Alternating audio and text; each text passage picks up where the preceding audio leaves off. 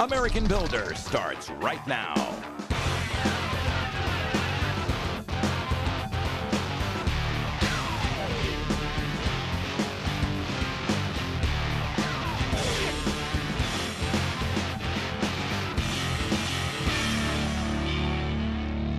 Hey, I'm Brian Gurry, the American Builder. I'm in Jasper, Indiana. I am at Jasper Engines and Transmissions. So why am I here? Of course, a factory tour. What else? One of my favorite things. I am with Zach Bobble. Zach is the president here at Jasper Engines and Transmissions. Been here for how many years? Going on 30 years here in a couple of months. I've been president for the last 6. What guy came along and said, I have an idea, let's rebuild these things? During the war years, they couldn't get new vehicles. So they started rebuilding engines, rebuilding transmissions, and through that, Jasper Engine and Transmission was born. Simple as that. They couldn't get them, and somebody was like, what are we going to do? Yep. So how many people are in this building that we're going to tour today? We've got over 3,000 total associate owners. That's a lot of people to manage. Good thing is they manage themselves. This ship has been sailing smooth for a long time. That picture right there is classic. Yes. Like they're working on dirty, gross engines and transmissions, but the place is immaculate. The people are in uniform. Is that all part of the history of Jasper? It is, and it really stems back to Alvin Rookser, our founder, and he always preached about cleanliness, and hopefully today when you get out in the plant, you'll see even though we thought it was clean before, through continuous improvement and through improved lighting and redoing our facilities, we've really brought them up to a standard today that is far beyond what we ever were. We've tried to lay out the work so it's easy for the associate to know what's intuitive for them to do next, and create an environment where their work can be done and they have a good day. You get a blue ribbon right there. You're a 75-year-old company. So what do you see in the future? How's this going to go? Yeah, anybody can buy the same equipment, anybody can buy the same parts that we do, but it's our people, their pride, and by being associate owners, they've got that ownership that they know what they do gets paid back to them. We realize that what we're doing today, everything can be improved, and that's not just working faster, it's how can we change the process to make that product easier for our associates to do the work, as well as make that product better. And we've got a huge continuous improvement initiative. Every year we have over 16,000 continuous improvement ideas submitted, and we implement over 83% of those. So we've got a huge implementation of those continuous improvement ideas. That's impressive right there. That's why you're 75 years old, just because of that mindset right there. So I don't know how it goes from me shipping that to somebody to the end result, and they actually fire them up here, test them, go through all that. The majority of everything we sell is on exchange, so we would provide you with a replacement engine, then we get your old one back, we remanufacture it, and then we sell it to somebody else. Brings up one more question. I've got a 68 Corvette that I don't want to, I don't want any part going anywhere. So when that engine goes, can I bring that to you and get that engine back? Absolutely. We call that part of our custom authentic program, and we can give you numbers matching. We'll take pictures throughout the whole process and get it back to you just so it matches the vehicles, numbers, and everything else. Really? So old classic cars, if you were to worry about that, you've got that covered too. So you got diesel covered, you got gas covered, you got transmissions covered. I mean, marine engines. I got a long day ahead of me. You do. Thanks for your help. Hey, Brian, I appreciate it. Nice meeting you. And the free go ahead into the factory is unheard of. I can't wait. Thank you. Ask them lots of questions. They enjoy talking to our customers. We bring through so many customers annually, and you'll be just like another customer. Done deal. See you in the factory. A little bit noisy. I am inside the factory. I got my tour guide Jim with me. I picked Jim because Jim used to be a tour guide, but you're not a tour guide anymore. No, sir. No. I work now in the advertising department. Been with the company 18 years. It seems like everybody has been here a long time, up until walls that I've seen 40, 50 years of employment. So it's going to be a great place to work. I wanted to start here because I'm just going to say that's the engine I shipped you from Boston. Very much so, yes. What happened? What happens from there? You are in our engine remanufacturing facility here in Jasper, Indiana. Approximately 367,000 square feet where we do remanufacturing of gas and diesel engines. And what we have here in front of us is a group of engine blocks that are ready to go through their baking method. We have a core facility about 40 minutes away in Crawford County, Indiana, where we store thousands of cores ready to be brought over here for remanufacturing. So what happens is, when an engine is brought into our facility, it is immediately tore down in one of our 5 pods, or what they call work areas, where each area does a specific task of remanufacturing. So in the first area is where they will do all the teardown of that particular engine and tear it down to its bare components.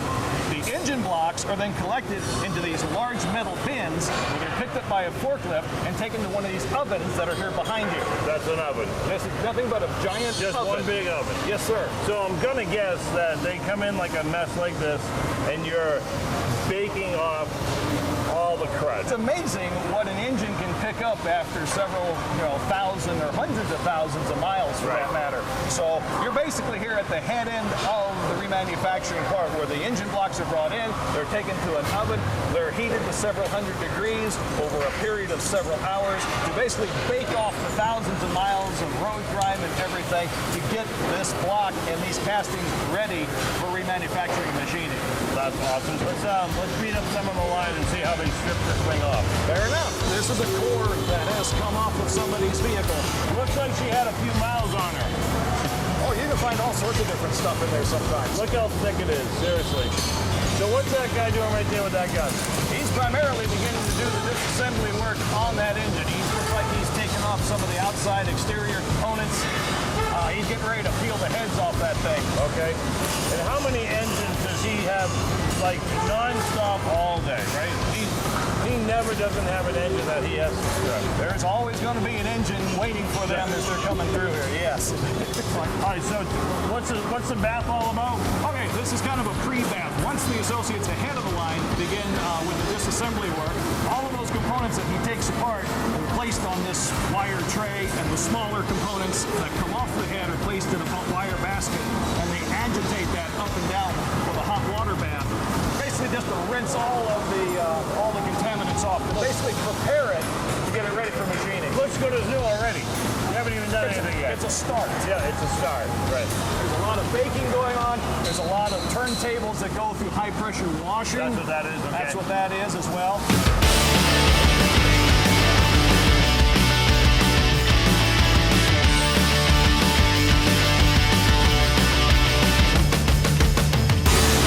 Cleaning off the glass. Come on, back in. I don't want to get in trouble. It hasn't even been repaired yet, but it looks good. It looks very good. It gives them a nice clean slate in order to do the machining work and whatever needs to be done to that engine. Amazing. They just dropped an engine block into a dryer. Don't try this at home. Washer, dryer. Seems simple to me. This is a company that's been doing this for 75 years. Everything runs so smooth. I'm just amazed, and we haven't even seen anything being rebuilt yet. This is just getting them clean to be inspected and then to be rebuilt. Absolutely amazing. That engine was just a rusted piece of junk less than 100 feet from me.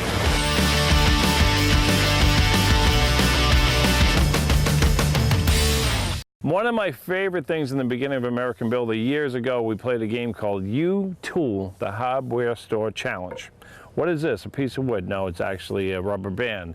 We just messed with people all over the city of Boston way back in the day, and then all over the country for a while. Who would have thought ever this was the most talked about thing in the first few years of American Builder? So here you go, enjoy a classic U-Tool. You play a game, who thought of it? Pooper scooper. It's just a game, dude.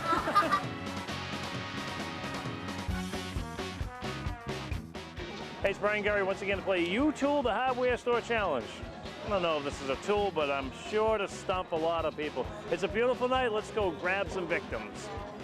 Play a game called U-Tool, the Hardware Store Challenge. I don't know what's in there right now, but guess what we do with this? It could be a shot glass. Of course it could be. Tell me how to use that. Guess what this tool is. Party with the... Does it measure water? Well, it's not a Don't dreidel, think so let's see. It doesn't? Really? There's the tool being used. on TV, Yeah, there's the tool being used. Should we interview him? You know, you gotta try to make the show. We play a game called U-Tool, the Hardware Store Challenge. What do we do with this? Take shots. He's sleeping over here. no, this one might be bad. No, no, Yeah. no. It's rain gauge.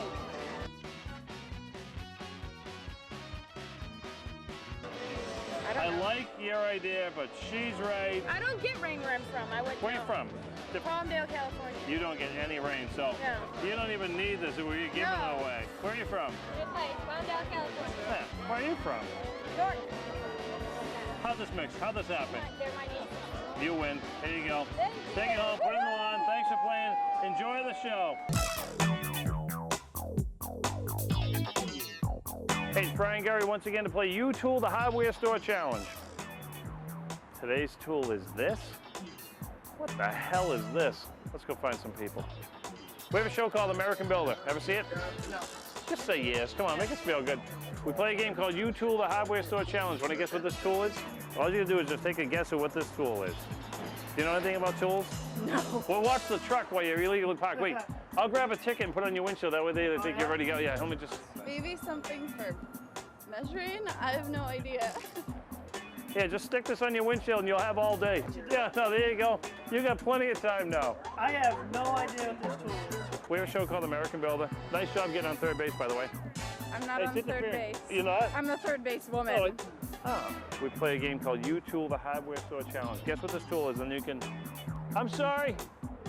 Look at they're all mad. We're just taking a break. Want to guess what this tool is, and we'll get out of here stressed no away. idea. You don't have any I idea. have no idea. It holds straws in there, I bet. You're exactly right.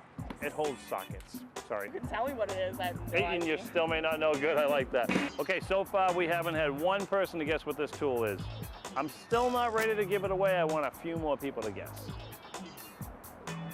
We have a show called American Builder. We play a game called U-Tool, the Hardware Store Challenge, and we see if people can just guess what today's tool is. It's something for like curtains, a shower rail, Okay, something. that's I don't one- know. Is that a it's like- Boston accent you have there? No, I'm from England. Oh. I mean, obviously it's used for. I'm thinking like there's it's for something like that a goes through rail it. of some kind, like Yeah. something goes through there. This is a. You almost had it. You're working it pretty good here. You know, you're not anywhere closer than the moment that you came up to me. Yeah, no, this is a lip ring gauge, right? That's what I figured. Do you want me to watch that for you? It is a socket holder. Snaps those sockets right in there. It just keeps them organized. Wait, what kind? I don't understand still. I'll keep an eye on it. How long are you gonna be? You can't say. You gotta go like, oh, that's it. And you just, whoa! And you just, we're not school security. We just have a show called American Builder. Cut. Ready? We'll do it again. Ready? Do you know what this tool is? We play a game called U-Tool, the Hardware Store Challenge, and you got the nicest bike that came by in a while. So. Yeah, you'll use that to hold sockets.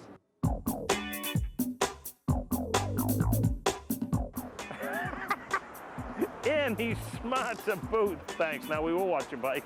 It's a socket organizer. Oh. Thank you. Transmissions.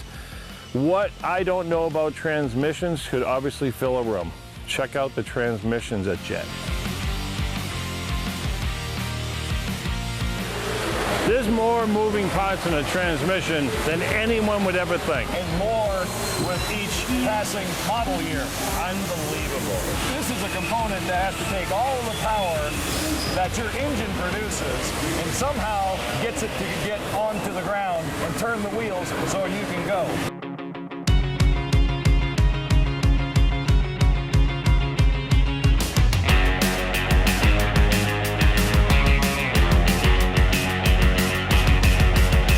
He takes care of the disassembly work and tears everything down and puts everything, all the interior components of the transmission into the baskets, right? And sends the baskets in for cleaning. Gotcha. And here, this associate will inspect all of these individual components. Hi there. It's ready to go back on, but it's not. It's not just yet. We're checking out all these particular components. Are they all there? Are they missing? Are they broken? Are they damaged in any sort of way? If they are broken or they can no longer be used, she'll dial that up on her computer, and then the parts people will come by and deliver parts for her. Notice I put that right back exactly where Yeah, I you gotta got put it right back. Yeah, there's a specific spot for everything. Don't touch anything. I don't know anything about this. Yeah, the ant maze. Inside. You drop the ants on the top and they carve their way out. Well, you wish it was. No, actually, this is a valve body for an automatic transmission. Each of those little, what you want to call ant body lanes, those are actually little areas for that transmission fluid to flow through in order to get particular gears in your transmission to operate. Everything that makes this transmission shift gears. Used to be not long ago was all mechanical. Now it's electronic. Right, right. I saw that. I need to brush up on my transmission. That's what I need. So it demagnetizes? This ring sends an electrical current through to demagnetize any components that So go if you through put there. your phone through there, you're phoneless. You're pretty much, yes, you're correct. And your watch. Or your watch. Wow. Yeah, I I made must have said it for fun. I would have lost the watch.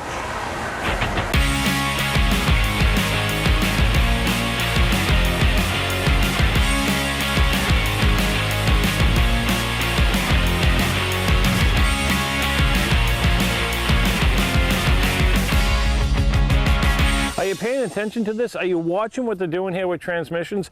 So an average 5-speed automatic transmission has over 900 moving parts? No, I didn't know that one. Now this is called our Megapod. It's essentially the same job that you had seen earlier in one of the pods over there. Yep. We've just taken the assembly, the final assembly process, and broken that down into smaller chunks of work in order to get the job done. Gotcha. Every single one of these is a different transmission. Yes. Each one of these goes to a specific station in the Megapod. That's through all of our research and development and taking how we can take this tray right here and we can tell these people, these associates, that these components are going to go to this first station in the Megapod. And this is the first tray. 1A, 1B follows that, then 1C. Like I keep saying, 75 years. Yeah, I guess so. You deserve it.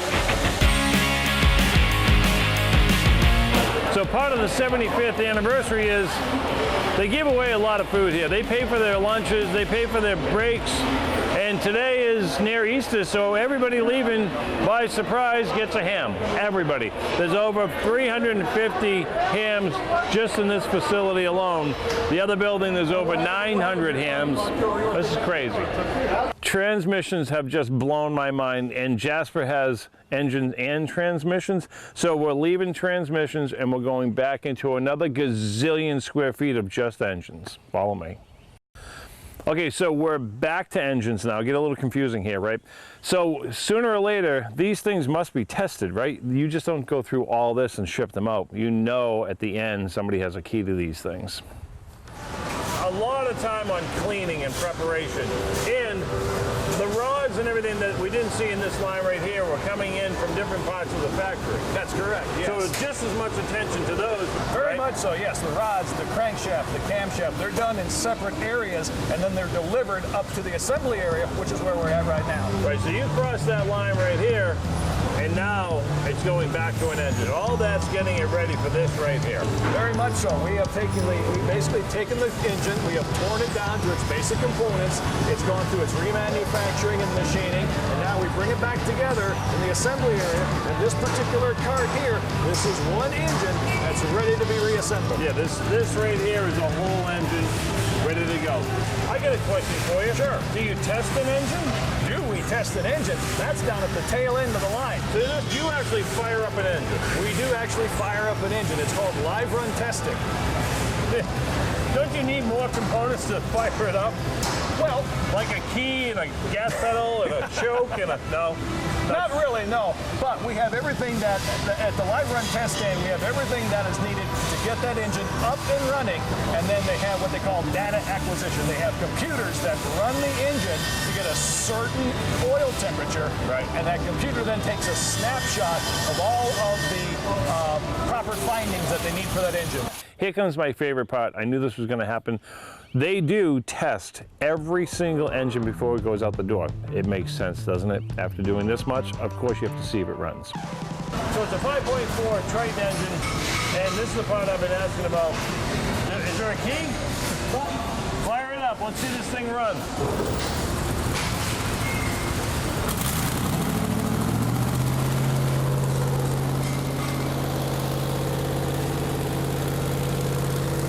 This would never get old.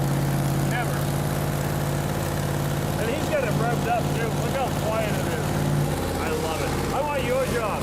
Of all the jobs I've seen, this is the job I want. So right now, this is where data acquisition takes over. It's watching its RPM, it's watching oil pressure, its engine vacuum. Right. It's this right here that Pete watches. That's the important part. That's the important one, the oil temperature. It gets it up to about 145 degrees. The computer then will take a snapshot of the readings at that particular time. You do this for every engine. Yep. So that certifies, went through the test, it goes out with that engine. That's correct. Wow. He's going to go around with a black light, and if there is an oil leak on this engine, it will shine from that additive in the oil. Unbelievable. So that's what he's looking for right now. Nothing. So everything here is checked, double checked, triple checked. You get the blessing though, that's it. It's done. Out the door it goes. That's good. Yeah. And then we get one more visual check over there, just to make sure nothing broke off in it, everything looks good. Right. It visually looks exactly. Right. Off it goes. All of the little processes that we do, it's not just rebuilding. You know, there's lots of research and development that Jasper goes through to make the product better than when it was first came out of the factory. Okay. Wow. And out the door she goes. And then it goes out the door. 30 of them today. Of this particular, in this pod Just this here, one pod. yes. Right. Yeah, no, right. I didn't mean the whole company. So remanufactured engine to me used to mean put it in your car and good luck. Who knows how long it's going to run. Remanufactured engines now to me means this thing's going to run better than brand new, because you heard what he just said. There's a specification sheet that will make this engine better than brand new. Go figure. Go Jasper. And you probably don't know it, but when your transmission or your engine went, it came all the way here and then back to you. I guarantee you that thing runs forever.